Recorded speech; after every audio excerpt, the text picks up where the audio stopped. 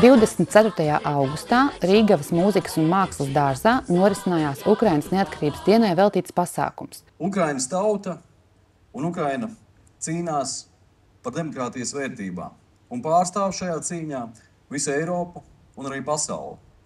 Tādēļ šajās dienās mums ir jāatbalsta Ukraina, un šajās dienās ir jāatcerās arī tie, kas ir krituši cīņā par mieru un par demokrātijas vērtībām, un arī mūsu brīvību un neatkarību.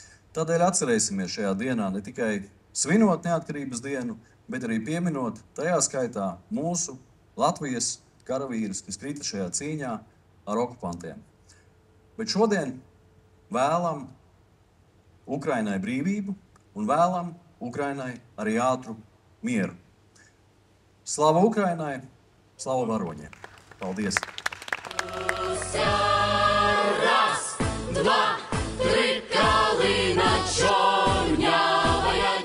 Uzstājās Salaspils vokālais ansamblis Sunrise, kā arī kopā ar mākslinieci Daigu Krūzi un Salaspils mūzikas un mākslas skolas audzēkņiem tika veidota lielizmēra glezna Skaistā Ukraina.